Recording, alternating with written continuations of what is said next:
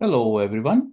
This is your professor, Sarfaraz Khan, and I welcome you all to Introduction to Structured Query Language SQL.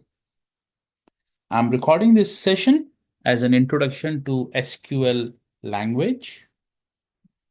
Structured Query Language is the standard language for all RDBMSs. So when you want to write coding in any of the RDBMS, the instructions will be coded in structured query language. As such, SQL is not owned by any one company. It is regulated by ISO standard, International Standards Organization, and ANSI, American National Standard Institute. SQL is not a full-fledged programming language. So we won't have procedures, functions, we won't have looping statements and conditional statements within SQL. We have to use an addition of SQL that I'll talk about in a while. SQL is subdivided into at least 4 or even 5 sub-languages. These sub-languages are the data definition language, DDL. DDL basically includes all the SQL statements that are used to create a new table, manage the structure of the table, and create and manage other database objects like indexes, views, and so on. At this level, our focus is mostly on tables, but towards the end of this course, we will also briefly discuss views and indexes. And in the next level of course, we will work with more database objects. But for now, we'll be using a group of DDL statements for creating and managing tables. Now, if you want to work with data within these tables, then all the statements that work on the data within the table is grouped under data manipulation language.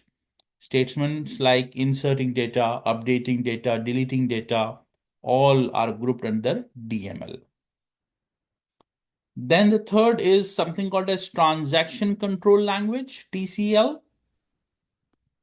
So transaction control language will basically allow you to make your insert, update, delete either permanent or undo it. So if you want to make your work permanent, you basically issue a statement called commit. And if you want to undo your work, you will basically issue a statement called rollback. Again, towards week 13, we'll have a session on this part, transaction control language. Another part of SQL is called data control language or DCL. At this level, level 1, we will not be studying DCL. However, in level 2, you will be introduced to some exercises where you will create a new user. You will give permissions to that new user. So all those operations are covered under DCL. Besides these 4 sub-languages, there is also something called as persistent stored modules.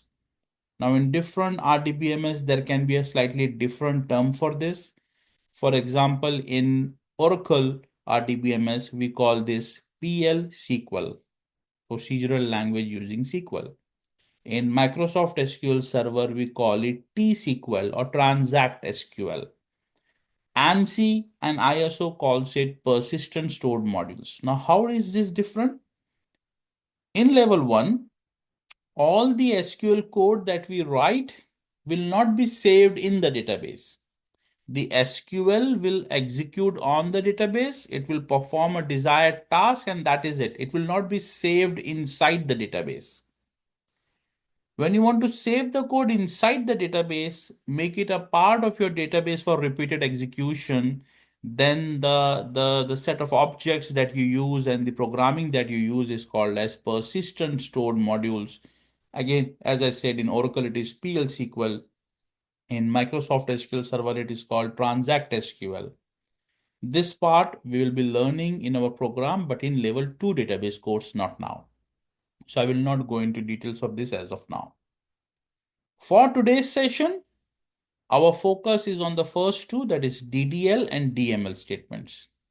I will be showing you examples of DDL and DML statements in the next video. To summarize, structured query language (SQL) is a standard language for all RDBMS. SQL is divided into 5 sublanguages. Each sublanguage has a specific purpose. For instance, DDL is used for creating tables. DML is used for working with data within the table. TCL is used for making the changes permanent or undoing the changes. And DCL is used for creating and managing users. If we want to save the code permanently in the database, then we are going to use PSM. It doesn't matter which RDBMS you use, SQL language will largely remain same. There may be minor edits in the keywords of SQL. There may be minor edits in some of the data types and function names, but overall the syntax of SQL and the terms that we use in SQL will largely remain same.